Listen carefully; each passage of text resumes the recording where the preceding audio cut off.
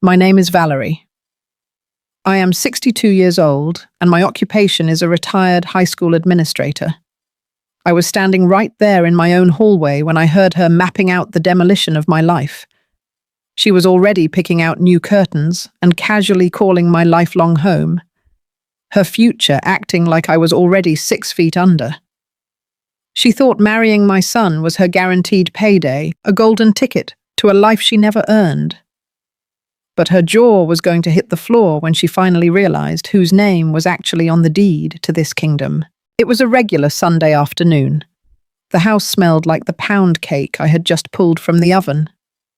I was walking down the hall, holding a basket of freshly folded laundry against my hip, when I stopped dead in my tracks. From the living room, I heard the voice of my daughter-in-law, Chloe. She had invited her brother Brad and his wife Jessica over, while my son Jamal was out running errands. I stood perfectly still, just out of sight. Chloe was tapping her manicured fingernails against my pristine mahogany walls, laughing with Jessica. Chloe said that once they put me in a home, they would knock this entire wall down. She told Jessica that this place was their future, and it just needed a little updating once the old lady was out of the way. Brad chimed in immediately, agreeing that an open concept would raise the property value so much faster. I did not gasp. I did not drop my laundry basket or burst into tears like some fragile and helpless woman. Instead, the blood in my veins ran absolutely ice cold. My late husband Thomas and I had worked double shifts for decades to buy this historic house and pay off every single penny of the mortgage. I spent 35 years dealing with unruly teenagers and demanding school boards, so I could retire in peace in a sanctuary I built with my own 2 hands and sweat. I raised Jamal to be a respectful, successful young man, but his fatal flaw was his complete inability to see manipulation. He could not see the greedy parasite he had married. But I saw her. I saw right through her fake smiles. I tightened my grip on the laundry basket, turned around, and walked back up the stairs in total silence. I was not about to be discarded and erased in my own home. If Chloe wanted a war, she had just started one, and I was going to make sure she lost everything. Thomas and I did not inherit a single dime. We bought this historic house 30 years ago, when the neighborhood was rough around the edges and the roof leaked every time it rained heavily. We poured our absolute blood and sweat into this soil. Thomas ran his own contracting business.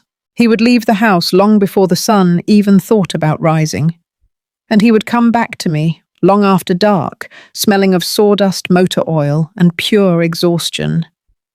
I was right there in the trenches with him. I pulled double shifts at the school district, wrestling with tight budgets and rebellious teenagers all day, only to come home and stay awake at the kitchen table, balancing our own checkbook until my eyes burned. We sacrificed vacations, new clothes, and fancy dinners because we had a vision. We paid off every single cent of this mortgage because we wanted to build a fortress. We wanted to secure a legacy that nobody could ever take away from us. When Thomas passed away 10 years ago, the silence in these mahogany halls was deafening. It nearly broke me. But I had our son, Jamal. He was my heartbeat and my reason to keep going. I raised that boy to be a king. I taught him how to open doors, how to listen, how to provide, and how to respect women with every fiber of his being. And he made me so incredibly proud. At 34 years old, Jamal is a successful executive, thriving in his career and generous to a fault. Thomas used to tell me that Jamal would change the world, and I believed him. We gave him everything we never had, making sure he went to the best universities without a penny of student debt. Jamal never had to struggle the way we did, which kept his spirit pure. But it also kept him naive to the true darkness that some people carry in their souls. Sometimes a mother's greatest success can become her son's greatest weakness. I raised a perfect gentleman, but I somehow forgot to teach him how to spot a predator. Jamal's heart is so wide open that he simply cannot see when someone is standing right in front of him holding a knife behind their back. He fiercely believes in the good of everyone he meets. That beautiful but fatal flaw made him the absolute perfect target for a woman who knew exactly how to play the game. When Jamal first brought Chloe home, she played her part flawlessly. She was all soft smiles, eager questions, and strategic compliments. She would bring me little store-bought cakes and sit on my front porch, asking me for old family recipes she never actually intended to cook.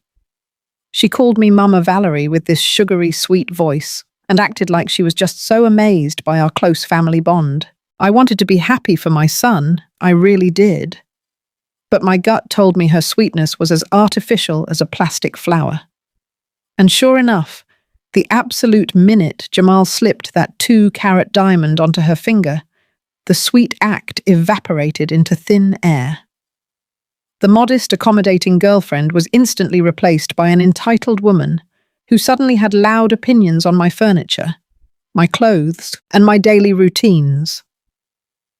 Chloe started making slick little comments about how a woman my age should not be rattling around in such a massive property all alone. She would rearrange my decorative pillows and say the house needed a younger touch. But the real nightmare began when she brought her entourage into our lives. Enter her brother Brad and his wife Jessica. From the very first moment those two stepped foot inside my house, I could smell the raw greed radiating off their skin.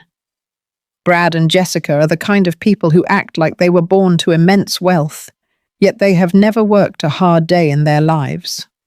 They are constantly hovering around Jamal and Chloe, drinking my son's expensive whiskey, eating his catered food, and driving leased luxury cars they clearly cannot afford. They attach themselves to Jamal's success, like hungry parasites living completely beyond their means and expecting my son to foot the bill. What infuriated me the most was how they looked at me and my estate with undisguised hunger. Brad would casually ask Jamal about my property taxes and property values at the dinner table, acting like he was giving financial advice, while he could not even pay his own rent on time. I would catch Brad and Jessica walking through my living room when they thought I was asleep, whispering to each other, sizing up the square footage, and running their hands over my antique sideboards. They did not look at my home as a place of love and history. They looked at it as a lucrative real estate listing. They saw a tired old black widow who was just taking up space. Someone they assumed was slowly fading into the background, just waiting to hand over the keys to the kingdom. Thomas and I built from nothing. They mistook my quiet observation for ignorance, and they mistook my grace for weakness. It started small. The kind of small where you almost question yourself if you are not paying close attention to your surroundings. I would leave my reading glasses on the entryway table, just like I had done for 20 years. An hour later, I would find them shoved deep into the back of a kitchen drawer. My mail would go missing from the kitchen counter, only to miraculously appear tucked under a stack of old magazines in the guest room. Then came the physical changes to my sanctuary. Thomas and I had spent decades traveling, finding beautiful pieces for our home. I had a pair of stunning hand-painted antique vases from a trip we took to Charleston for our 15th wedding anniversary. They sat proudly on the living room mantel for over a decade. One Tuesday, I came downstairs to find my beautiful vases completely gone, replaced by these hideous, cheap, grey, geometric blocks that looked like they came from a discount bin at a strip mall. When I confronted Chloe about it, she just smiled that sugary sweet smile and touched my arm. She said, "Oh, Valerie, I told you yesterday I was putting those away for safekeeping because you almost knocked them over. You really do not remember, do you?" I stared at her. I had not bumped into any vase, and we had never had that conversation. But I saw exactly what she was doing right then and there. She was laying the groundwork for a much darker plan. That evening, while I was supposedly reading a book in the sunroom, I heard her whispering to Jamal in the kitchen. Her voice was dripping with fake concern. She told my son that my memory was really slipping rapidly and that it was breaking her heart to see me so confused. She actually managed to squeeze out a fake tear, telling him that I was forgetting entire conversations and losing my personal belongings every single day. She told him they needed to step in and take control before I accidentally hurt myself or burned the house down. Jamal, being the trusting boy I raised, just sighed heavily and said he would talk to me. He sounded so incredibly defeated, so worried for his mother. It took every ounce of strength and discipline I had cultivated over 62 years of life not to march into that kitchen and slap the absolute taste out of her mouth. But I am a strategist by nature. As a former high school administrator, I dealt with master manipulators and compulsive liars every day of the week. I knew that if I exploded in anger, I would play right into her crafted narrative of being an unstable, erratic old woman. So I made the hardest choice a proud woman can make. I decided to play her little game.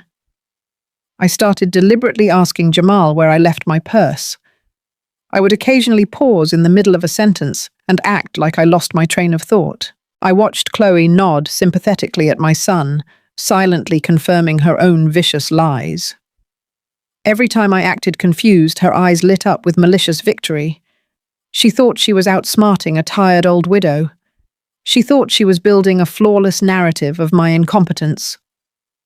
What she did not realize was that by playing the confused old lady, I was making her drop her guard completely. She became exceptionally sloppy. She became arrogant. And that extreme arrogance was exactly what I needed to spring my trap. I swallowed my pride, swallowed my anger, and waited in the shadows of my own home, watching her dig her own grave deeper and deeper with every fake smile. I knew I needed hard, irrefutable evidence. I could not just go to Jamal with my suspicions, because Chloe had already planted the poisonous seed that my mind was failing.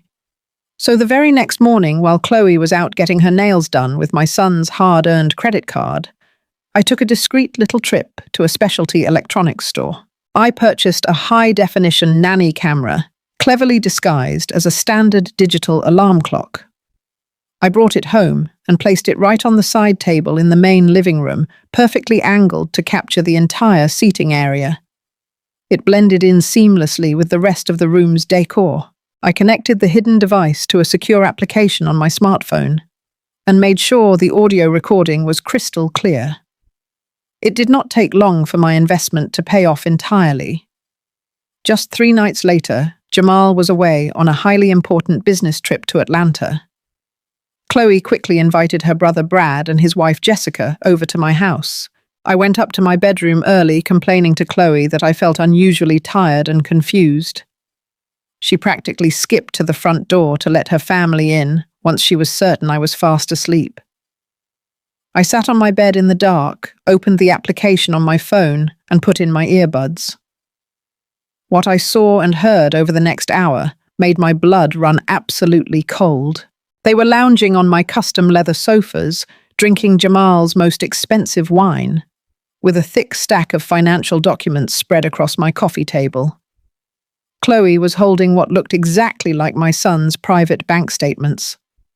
She complained bitterly that Jamal was too cautious with his money and that he refused to pull equity out of this house to fund Brad's new failing business venture. Brad leaned forward, pointing aggressively at the papers. He told his sister that they were rapidly running out of time. He said his creditors were threatening to take his house, and Jessica started crying about their credit cards being completely maxed out. Then Brad said the words that will echo in my mind for the rest of my life. He looked Chloe dead in the eye and said, "If you can get Jamal to sign power of attorney over his mother, we can leverage this entire house to pay off all our debts." He said once the old lady is declared legally incompetent, Jamal will have full control of the estate, and you completely control Jamal. Chloe smiled an evil, greedy smile and took a relaxed sip of her wine. She told her brother she was already working on it. She bragged about how she had Jamal completely convinced that I belonged in a locked memory care facility. The absolute wicked truth washed over me like a freezing tidal wave. Chloe had never genuinely loved my son. She married Jamal strictly for a financial bailout. She and her parasitic family were drowning in a sea of secret debts, and my multi-million-dollar fully paid-off property was their ultimate target. They viewed my hard-working son as a personal bank, and they viewed me as a minor inconvenience that simply needed to be locked away in a nursing home. I sat there in the dark, clutching my phone as a fierce, protective rage ignited inside my soul. They were actively planning to steal my legacy and destroy my son's entire future in the process. I did not sleep a single wink that night. But instead of crying, I formulated a flawless tactical battle plan. If they were going to try and build a fraudulent legal case against my sanity, I needed to build an impenetrable fortress around my mind and my assets. The very next day, I told Chloe I was going to a senior center luncheon. Instead, I drove myself straight to the city's most respected and rigorous medical center. I did not just see my primary care physician. I booked comprehensive appointments with a top-tier neurologist and an independent geriatric psychiatrist. I underwent every cognitive test, memory evaluation, and psychological assessment they could possibly throw at me. I spent hours answering complex questions, solving spatial puzzles, and discussing my detailed family medical history. When the results came back, the doctors were absolutely astounded. The lead neurologist handed me a certified medical document stating that my cognitive function was not just normal, it was exceptionally high. He actually joked that I had the mental sharpness and processing speed of a 30-year-old woman. I had them notarize every single medical certificate right there in the office, sealing my undeniable sanity in permanent legal ink. No court in the country would ever be able to declare me incompetent with these specific documents securely in my possession. But I was not finished. I needed to completely expose the financial rot Chloe and her family were actively bringing into my son's life. I reached out to a private investigator I knew from my days working closely with the school board security team. He was a sharp, no-nonsense man who knew exactly how to dig up deeply buried secrets.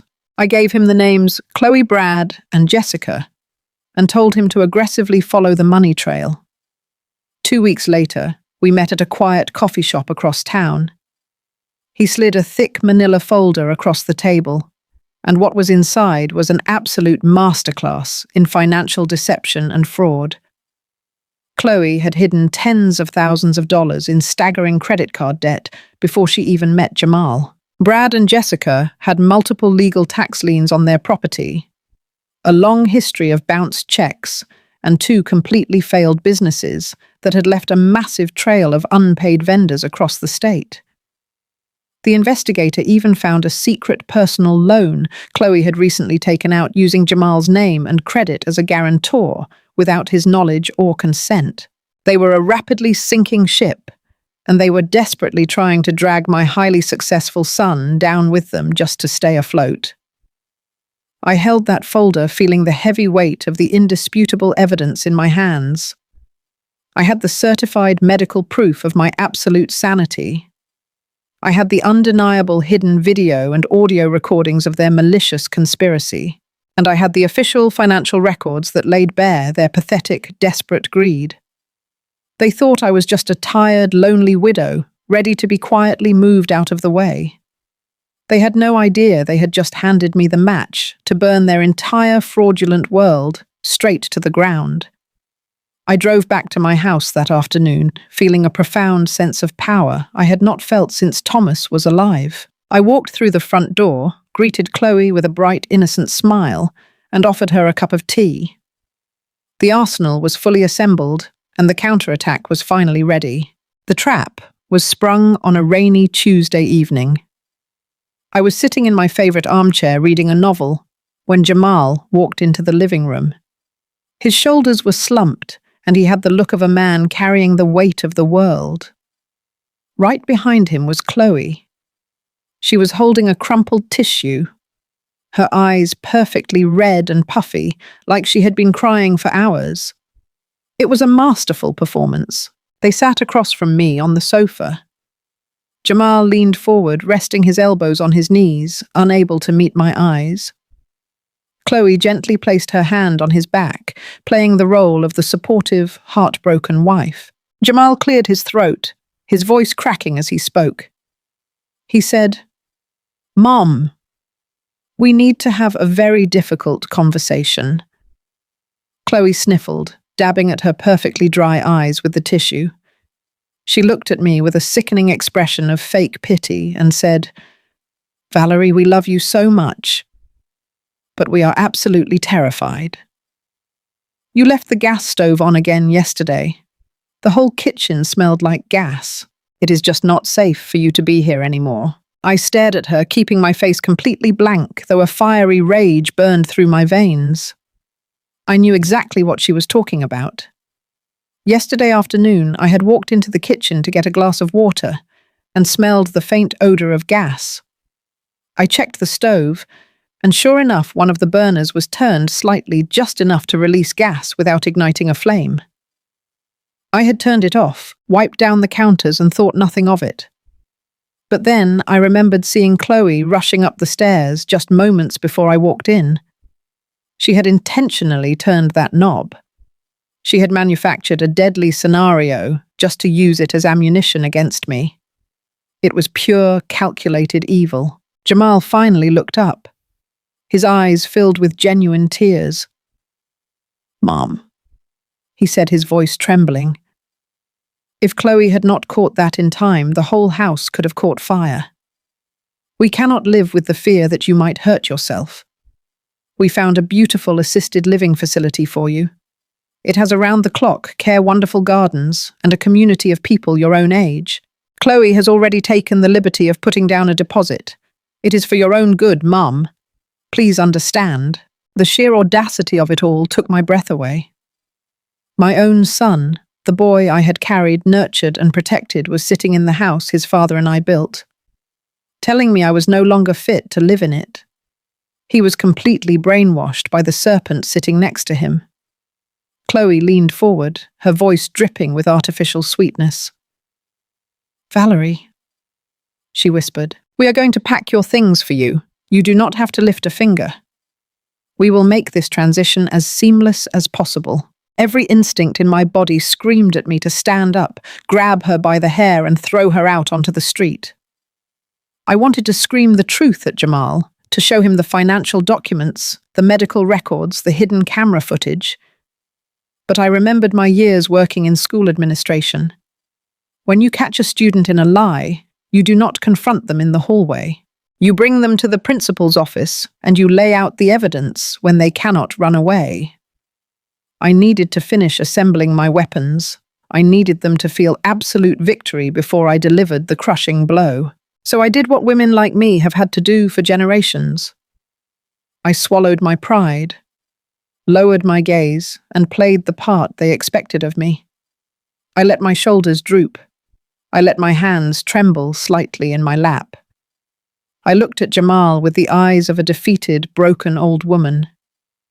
"Give me until Sunday," I whispered, my voice intentionally frail and weak. "Give me until Sunday to gather my things and say goodbye to this house. I cannot do it before then." Jamal let out a heavy breath, relieved that I was not putting up a fight. He nodded, wiping a tear from his cheek. "Of course, Mum," he said softly. "Take until Sunday." I glanced at Chloe. She was looking at Jamal, but the corner of her mouth twitched upwards in a sickening little smirk. Her eyes gleamed with absolute, unadulterated victory. She thought she had won. She thought she had successfully evicted the tired old widow and secured her multi-million-dollar prize. She had no idea she had just locked herself in a cage with a lioness. The very next morning, while Jamal and Chloe were out celebrating their supposed victory over brunch, I dressed in my sharpest tailored suit, grabbed my leather briefcase, and drove straight to the offices of Reginald Hayes. Reginald was an attorney who specialized in estate law and asset protection. He was ruthless, brilliant, and deeply respected by anyone who had ever faced him in a courtroom. I sat across his massive oak desk and laid out my entire situation, holding nothing back. Reginald listened intently, reviewing the medical certificates of my cognitive health, the financial reports detailing Chloe and Brad's massive debts, and the footage from my hidden camera.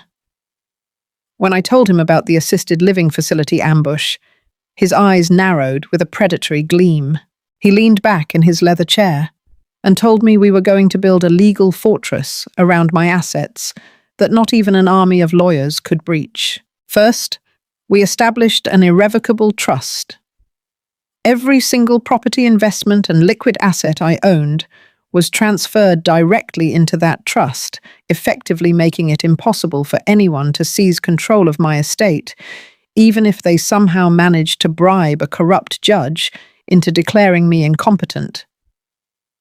But the real masterpiece of our meeting was a detail so beautifully simple. It made me laugh out loud in his office. Reginald pulled up the original deed to my house.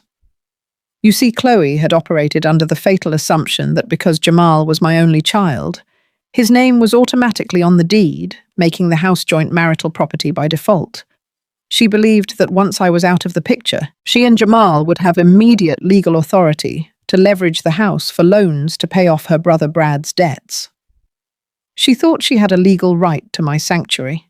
But Thomas and I were old school. We believed that a man should earn his own kingdom, not inherit it while his mother was still breathing. Jamal's name was never put on the deed. He owned absolutely nothing of this property. Chloe had spent months orchestrating a malicious gaslighting campaign to steal a house she had zero legal claim to. Reginald prepared a formal eviction notice and a cease and desist order with meticulous joy. After leaving the lawyer's office, I had one final crucial stop to make. I drove to the main branch of my bank and sat down with my private wealth manager. For the last 4 years, ever since Jamal started his consulting firm, I had been making a secret automatic monthly transfer into his business operating account. It was my way of giving him a safety net, ensuring he never had to stress about payroll or overhead during slow months. Jamal thought his business was just naturally thriving. He never knew his mother was the silent investor keeping the lights on, but the private investigator's report had revealed a sickening truth. Jamal was not using that money for his business. Chloe had secretly gained access to his accounts. Month after month, she'd been systematically siphoning off my financial contributions and funneling them directly to her brother Brad to cover his gambling debts and failed business loans. I had literally been financing the very people plotting my downfall. I sat in the plush chair across from the bank manager and smiled a cold, hard smile. I instructed him to cancel the automatic transfers immediately. I watched him type the command into his computer, and with the simple click of a button, the financial umbilical cord was permanently severed. The gravy train was officially derailed. I walked out of that bank and felt the afternoon sun on my face. A profound sense of liberation washed over me. Every string had been cut. Every legal trap had been set.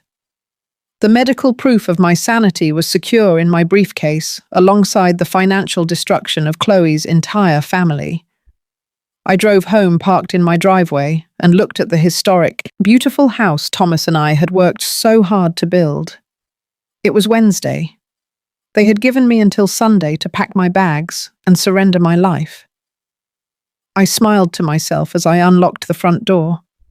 Sunday was going to be a day of reckoning, a glorious, brutal revelation of the truth, and I was going to enjoy every single agonizing second of their downfall.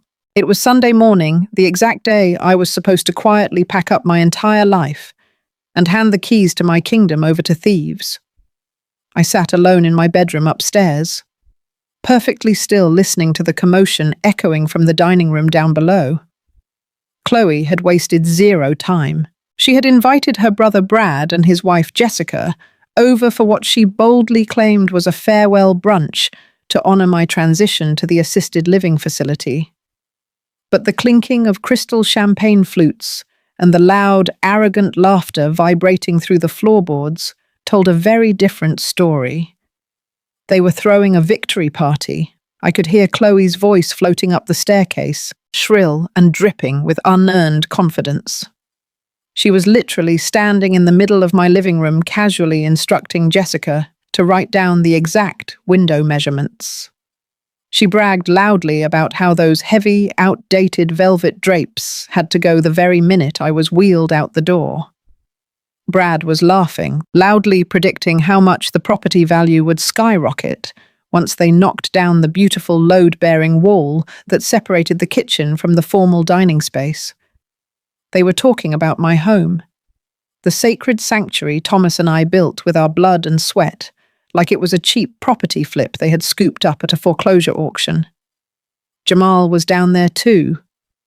I could hear his low, subdued voice occasionally murmuring something polite to his guests. He sounded physically exhausted, weighed down by the heavy guilt of sending his own mother away, but still completely blind to the vultures swarming his dining table. To Chloe, Brad, and Jessica, I was already a ghost. I was just an old, fragile woman, quietly folding her cardigans into cardboard boxes upstairs, waiting patiently for the transport van to cart her away to the memory ward. They did not even bother to lower their voices. They felt completely invincible. They drank. My son's expensive champagne, ate the catered brunch, and openly mapped out the demolition of my life's work right under my own roof. But I was not packing a single box. I stood in front of my full-length mahogany mirror and smoothed out the fabric of my sharpest emerald green suit. I fastened the pearl necklace Thomas had given me for our 30th wedding anniversary securely around my neck. I applied my favorite deep crimson lipstick, checking my reflection one last time. I did not look like a confused, senile woman being sent away for her own good. I looked like a queen preparing to defend her throne from invaders. I picked up my sleek black leather folder, the one containing every single piece of absolute destruction that I had meticulously gathered over the past 2 weeks, along with my digital iPad. The time for playing the weak, forgetful mother-in-law was officially over. I took a deep, steadying breath, letting the righteous anger fuel every single cell in my body, and I opened my bedroom door. The wooden stairs did not make a single sound as I descended my posture straight, and my gaze locked directly onto the dining room. I stepped into the archway, just as Chloe was holding up a grey fabric swatch against my pristine mahogany walls. When she saw me, her fake, triumphant smile froze completely in place. She quickly lowered the fabric and instantly put on her practiced face of exaggerated pity. She took a step forward, her voice dripping with artificial sweetness, asking me if I needed help carrying down my heavy moving boxes. I did not say a single word to her. I walked straight past Chloe, completely ignoring her entire existence, and moved directly to the head of the dining table where my son was sitting. Jamal looked up at me, his eyes widening with genuine confusion. He saw a woman who was not trembling, not hunched over, and certainly not packed to leave. I set the sleek leather folder down on the table with a loud, authoritative thud that made Brad and Jessica physically jump in their seats. I looked my son dead in the eye and handed him my iPad. I told him to press play, keeping my voice dangerously calm and incredibly steady. Jamal hesitated for a fraction of a second, glancing at his wife, but the absolute command in my tone left him no choice. He tapped the glowing screen. Instantly, the crystal-clear audio from my hidden nanny camera filled the dining room. Chloe's voice echoed from the speakers, complaining bitterly about Jamal being too cautious with his money. Then came Brad's voice, loud and aggressive, telling his sister that if she could just get Jamal to sign power of attorney over his mother, they could leverage this entire house to pay off their mounting debts. The recording played the exact moment Brad declared that once the old lady was declared legally incompetent, Jamal would have full control, and Chloe completely controlled Jamal. The color completely drained from Jamal's face. He sat perfectly frozen, his hands gripping the edge of the table as he watched his wife smile that evil, greedy smile on the screen, bragging to her brother about how she had successfully convinced her husband that his own mother belonged in a locked memory care facility. The sheer raw betrayal shattered the air in the room. Jamal slowly lifted his head and looked at Chloe. He looked at her not as his loving wife, but as a total stranger, a calculated predator who had infiltrated his life to destroy his mother for a financial bailout. Before anyone could utter a single word of defense, I opened my leather folder. I pulled out the heavily stamped, notarized medical certificates from the top neurologist and the geriatric psychiatrist in the city. I dropped them right on top of Chloe's fabric swatches. I announced to the silent room that my cognitive function was officially certified as exceptional, and no court on this earth would ever declare me incompetent. Then I pulled out the thick stack of financial documents my private investigator had unearthed. I dropped the undeniable evidence of Chloe's massive hidden credit card debt, Brad's legal tax liens, and their long string of failed businesses right in front of my son. I told Jamal that he was not married to a partner. He was married to a parasite, and she was actively trying to use his mother's home to pay off the bankruptcy she brought into this marriage. Absolute chaos erupted in my dining room. Chloe's perfectly crafted mask shattered into a million jagged pieces. She started hyperventilating, her voice rising to a frantic, high-pitched shriek as she scrambled to gather the papers, completely failing to formulate a single coherent lie to explain away the undeniable proof. She turned wildly to Brad and Jessica, screaming at them to say something to help her explain it away. But Brad and Jessica were completely paralyzed. They stared at their financial ruin laid bare on the mahogany table, realizing they were completely trapped with no exit. Jamal stood up from his chair, his entire body trembling with a quiet, terrifying rage. He stepped away from Chloe as if she were a highly venomous snake. Desperation took over Chloe's entire body. She pointed a shaking finger at me and screamed that I could not do this to her. She shouted that she was Jamal's legal wife, that this house was joint marital property, and that she was fully entitled to her rightful share of the estate. She threatened to drag this entire family through court and take half of everything Jamal owned, including the very floor she was standing on. That was the exact moment my final trap snapped completely shut. The heavy oak door of the adjoining study opened, and Reginald, my ruthless attorney, stepped directly into the dining room. He buttoned his tailored suit jacket, looked at Chloe with absolute professional disdain, and informed her that she was terribly mistaken. He stated clearly, with zero room for misinterpretation, that Jamal did not own a single brick nail or floorboard of this property. My son's name had never been on the deed. This historic house belonged entirely to the irrevocable trust I fully controlled, meaning Chloe had absolutely no marital claim to my sanctuary whatsoever. Furthermore, Reginald added smoothly, because of the secret loans she took out, forging Jamal's signature, and her highly documented conspiracy to defraud a senior citizen. My legal team was officially pressing criminal charges for elder financial abuse. The silence that followed was completely suffocating. All the arrogant laughter, all the champagne toasts, all the greedy plans for my home had been utterly obliterated in less than 10 minutes.